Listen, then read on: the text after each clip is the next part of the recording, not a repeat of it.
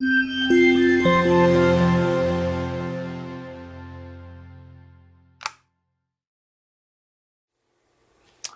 back, everyone. Now, as I said before, it seems like realtors either have too much spare time on their hands or they're run off their feet and they can't seem to breathe or do anything other than just working with clients and things like that. So we want to talk today about how to position yourself and your business to take a day off, a week off, a month off, or any period of time off. Heck, it could be an evening off. One of my biggest recommendations is that every single week you take one full day off away from your business. I know that at times, and especially in busy markets like we're in right now, at the start of 2021, it can seem impossible to do so. But I'm telling you, your body needs it, your brain needs it, and you will be more productive on these other pieces of time or these other times just because you're not burning yourself out. You're not becoming resentful of the business because you're giving yourself the space to do so. So let's talk about how to do that. And well, first of all, before we do that, overall the benefits, as we just talked about for a second here, is you're going to have more energy, you're going to have more creativity, more patience, and more importantly is why are you working in real estate? What are you working for? You're trying to make money, you're trying to make a life for yourself, your family, but to do what? And usually it's not just to go out there and work with the next client and work on the next deal or muscle your way through a tough transaction. Usually it's because you want to spend more time doing the things you love. So why wait until tomorrow when you can start doing the things you love, or why wait for 5 years from now when you can at least start to dip your toes in doing some of the things you love today? And that's the advantage of taking a day off, a week off, etc. As far as like even having the ability to take an evening off, many realtors are so handcuffed to their business. They've positioned themselves to be so trapped that they can't even take an evening off to go and see a kid's concert or a sporting event because they have no idea how they're going to cover their business, or they have this FOMO or this fear. And I think it's almost this arrogance that they are the only person who can serve their clients to the best of their ability. Plus, they haven't positioned themselves at all, so they have no way of actually transferring off to anyone who they would trust to take their clients over. So here's what I want you to think about, and a great way to kind of put perspective into this. And COVID has sort of shone a bigger light on this, but it's great to have this perspective overall. And that is, pretend like you could have a massive illness tomorrow, and that could take you out of commission for an extended period of time, maybe a week, maybe a month. You never know. If that were to happen tomorrow, how well positioned would you be to still have your business at least limp along and have your clients be taken care of? Lots of you, and I would probably submit that most of you are not in a position to be able to do that. And some of you are, and I've met some of you and I've seen the plans you have, and I think they're fantastic. So let's talk about how you want to get set up today in order to take a day off, in the future. Because I'm telling you, tomorrow it might not work. But if you start today, any of you can go and take a day off, tomorrow or the next day, just by rejiggling your commitments and renegotiating your commitments, moving showings around and things like that. But most of you aren't in a position to take any serious length of time off beyond that. So here's how you do it. Well, the first thing is you need to find the right person. You are not the only person who can run your business and represent your clients in a quality way. In fact, if you can find somebody who you believe can do this between 70 and 80% as well as you, let it go. Send the business off to somebody else and have peace of mind and knowing that this person will be taken care of. All of you are like, oh no, this person's my friend. This person's persnickety. They have a challenging personality. Only I'm the one that can do that. You're wrong. Okay, you're totally wrong, because everybody else believes that. It's like you're the only person that can navigate human personalities. There's lots of very likable people, and it's your job now to pay attention to the other realtors in the brokerage, book some coffee meetings for them in the office by appointment, wear your masks, whatever you're going to do, or a distance, have a meeting, meet some people, find out, ask questions, interview them, ask them how they run their business, how they handle challenging situations. And you're going to find, and ask for managers for recommendations of people that fit the same personality profiles as them. And you're going to find there's lots of people out there that have similar values to you and treat your clients in the same way, or treat their clients in the same way that you would. So, So find this realtor. Once you found this realtor, start early by introducing this person to your database. You can do it on social media. You can do it in your presentation. You can do it in your email newsletter.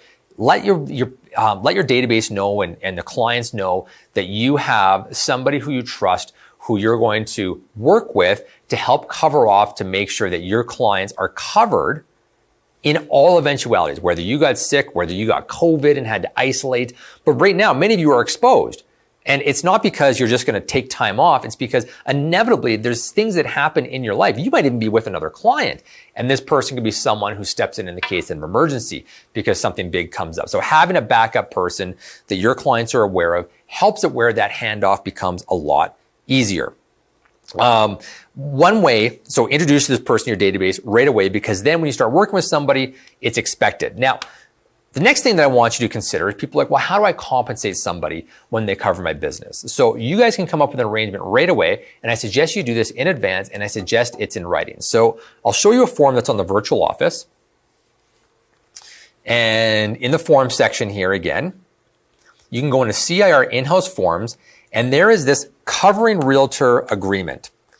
And this one is blank, and I am going to post one up that actually has suggested amounts in it.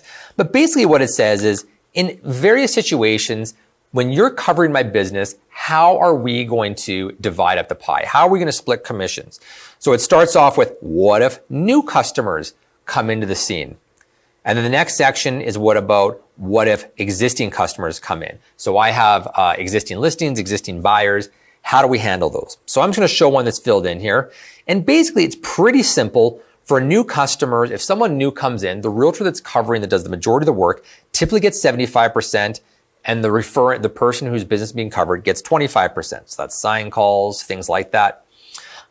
In the case of existing clients, and this is broken up as far as listings go, if an agent sells the listing, then yes, and they bring the buyer, they get 100% of the buyer's commission plus a $500 fee for representing the other side, or a 25% fee. But you can go through this agreement, and it gives serving suggestions on how you and this other realtor can divide up the commissions given the various situations. And that way, everybody's on board. Thanks, Addie. I've seen many people that get upset because there's disputes in who gets what and what commissions need to be shared with who. And you don't need to do any of that because it's already talked about for you. The next thing you do, your database knows about this person. You guys have an agreement. You've selected the person with similar values. You want to introduce this person to your active clients. So the first day you sign a contract with somebody, you might not even have a vacation booked.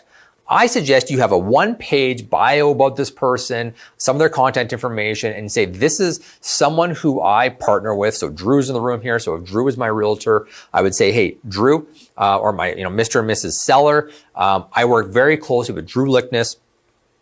Drew and I have been working together for years, or I've known Drew for years. He's someone that I trust. We have similar values and everything else. And I can't always be available, just because I'll work with other clients. Sometimes I even take a vacation with my family, and you need to know that Drew is going to have your back. Your file's going to pass to him, all your information, and you're going to be in good hands, and maybe even better than me. So, you can have some fun with that. But the point is that from the very first day you meet this person, you've introduced Drew, or the person covering, or who can cover, to your clients, and now they're aware this could happen. That's that. Then you got to start positioning your business. Well, first thing you want to do, or that you can consider doing, and this is optional, but I really like the concept of being able to hand your phone off. So one thing you may want to do, and this will probably cost you, $50 a month, whatever it is, or you can get 2 SIM cards, however you work it out. But if you get another phone, if you literally get a different phone number and start telling your personal contacts to use this phone, then your existing phone right now becomes your work phone. This is the number that everybody knows. But what's nice about that is you can literally take your phone and hand it off to somebody. Now that might absolutely terrify some of you, but having that disconnect where you cut the cord or, forge your number across, it doesn't solve text messages, and so much stuff is being handled by text right now. If you can just hand your phone off to somebody, it is this lift of freedom that you can possibly, like, that you just can't ask for anywhere else. So I do suggest that one of the best things I've seen is get a second phone. And that second phone becomes your personal sort of bat line. You give it to your close friends and contacts who need to reach you. And then everybody else is on the main phone line. And that way, if that gets handed off, the person who's covering can respond to it accordingly. We also have a vacation checklist on the virtual office. Addie, I'll show you the more that is. So in the business tools section at the top here, you'll see this drop down, and it's just called the vacation checklist on the side here. And I will take you through that really quickly. So find a licensed person to take care of your business, personally introduce this person to lead your clients with. Go into Matrix and give access to the realtor in order to manage your listings. You can actually have it where this person can act on behalf of you in there. So you can go into, that's pillar 9 obviously, but we're still using Matrix. Give the realtor access to your CRID if you wish. You can actually password protect your commissions. You can do that first if you wish. Now note that if you use your CIR Realtor, your CIR Realty email, they would have access to that through the virtual office. So you can decline to do this step if you like and just forward your emails along, or put an out of office, not forward your emails, put an out of office responder on with all the contact information of how to reach you. Give this person all your active files. Make sure you're not necessarily physically handing files over. You can. Back in the day, we used to hand files over, but now you can share. Make sure your stuff is in Dropbox or Google Drive, and you can share the active files with this person. Forward your pages to the realtor using the online forwarding system on the CR homepage. So that's in the virtual office as well.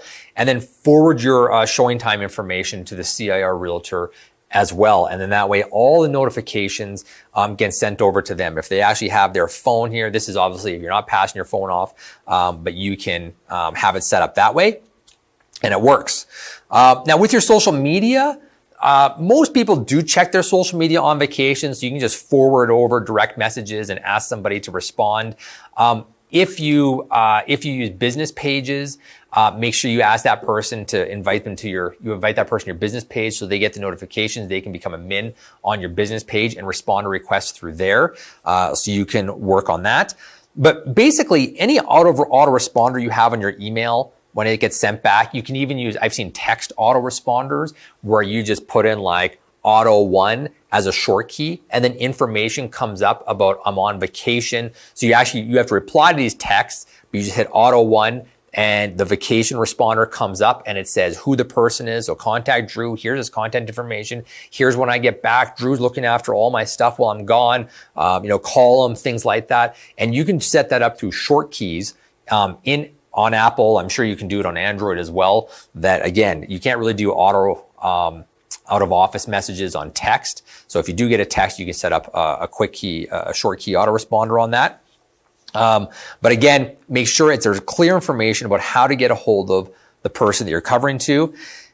And the last thing is make sure that your active clients that are currently under contract, you're giving them written notice for designated agency purposes. You're telling them that you are designating Drew or whoever you're using, obviously, as the new designated agent on there. We are allowed as a brokerage to designate the person. This is simply an email. You're emailing off as per our conversation. Make sure you communicate with people. I'm designating Drew to look after my business while I'm away.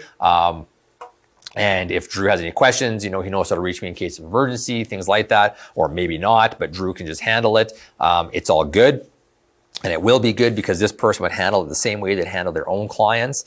But make sure you give your clients written notice to handle for designated agency purposes. And if they have any concerns, they can let you know before you go, so that you're not